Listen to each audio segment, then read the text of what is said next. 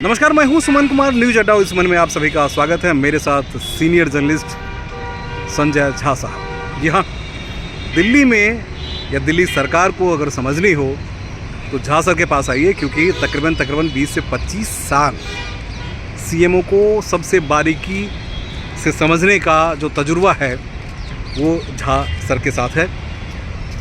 शुरुआत इन्होंने 2000 की हम बात करते हैं, हम लोगों ने रिपोर्टिंग तब शुरू की, मतलब लोकल रिपोर्टिंग कर रहे थे और ये दिल्ली सरकार को देख रहे थे। तो आज के बजट को लेकर हम इनसे कुछ सवालों पे आप लोगों के जो जहन में होगा वही जानने की कोशिश करेंगे। झा सर, आपका बहुत बहुत स्वागत है।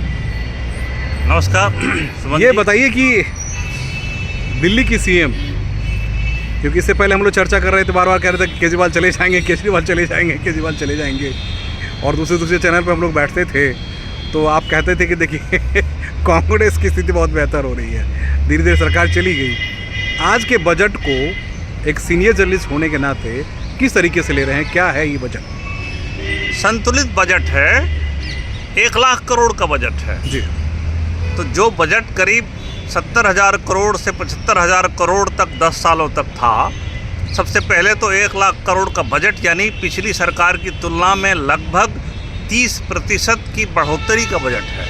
तो सबसे पहला महत्वपूर्ण बिंदु है कि दिल्ली सरकार 1 साल में दिल्ली के रखरखाव और डेवलपमेंट पर 1 लाख करोड़ खर्च करने जा रही है। बहुत बढ़िया। तो ये सबसे महत्वपूर्ण बिंदु है कि एक बड़ा बजट है। पहले इतने फंड का आवंटन नहीं हो पाता था, हुआ नहीं था, और बढ़ चढ़ के 1 लाख करोड़ तक पहुंच चुका है। अब है कि इसमें कवरेज क्या है। हाँ, तो असली है कि हेल्थ पे बड़ा खास जोर है। पूरे शहर की आबादी दिनों दिन बढ़ रही है और हेल्थ जो है हर घर में हर लोगों तक पहुंचना चाहिए। इसमें कहीं न कहीं कोई कमी छूट रही थी, दिख रही थी। इस कारण दिल्ली सरकार ने इस पे लगभग 6,800 करोड़ का आवंटन कर दिया है। और जो मोहल्ला क्लिनिक्स थे उसमें बहुत तरह की खामियां थी, उनका नामकरण चेंज हुआ है, जन आरोग्य केंद्र जैसा कोई बेहतर नाम दे दिया गया है और लोगों तक इसकी पहुंच बढ़ाई जाएगी। इसलिए ये विशाल जो है सो कोष लगभग 6,800 करोड़ का आवंटन है। जन आरोग्य केंद्र भी बढ़ जाएंगे, बाकी मूलभूत स्वास्थ्य सेवाएं भी दिल्ली में बेहतर हो जाएगी। इसमें एक ट्रांसपोर्टेशन को लेकर इस बार इन्होंने ज़्यादा तवज्जो दिया, क्योंकि कल ही जब डीटीसी के बारे में एक रिपोर्ट, सीएजी की रिपोर्ट पेश की गई तो हाय तवा मची दिल्ली में।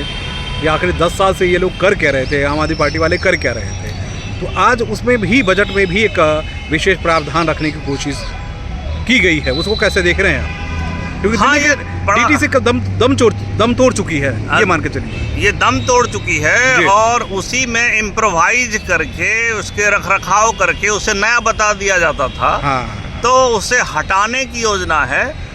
1000 इलेक्ट्रिक बस कम से कम लाने की तैयारी है।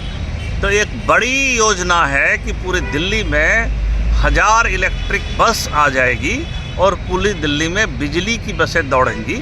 इससे जो पॉल्यूशन लेवल हाई होता है वो भी कम होगा और एक बेहतरीन मॉडर्न एयर कंडीशन्ड इलेक्ट्रिक बसें होएगी पूरी दिल्ली में।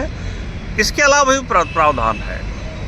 दिल्ली और एनसीआर इसको मिला के देखा गया है इस बजट में। अब दिल्ली तक केंद्रित नहीं है।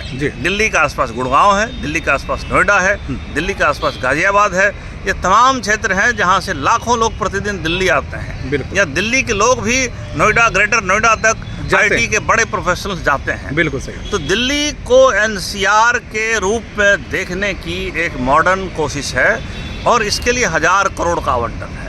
तो इस तरह दिल्ली एक विस्तारित क्षेत्र में लोगों का परिवहन, आवागमन, इसकी जरूरत महसूस की जा रही थी। इसकी जरूरत बहुत पहले से महसूस की जा रही थी, इसलिए कि दिल्ली को एनसीआर कॉन्सेप्ट ही इसलिए दिया गया था कि भाई दिल्ली में, क्योंकि सिर्फ दिल्ली तक ही सीमित नहीं रहती, नोएडा भी है, गुड़गांव भी है, फरीदाबाद भी है।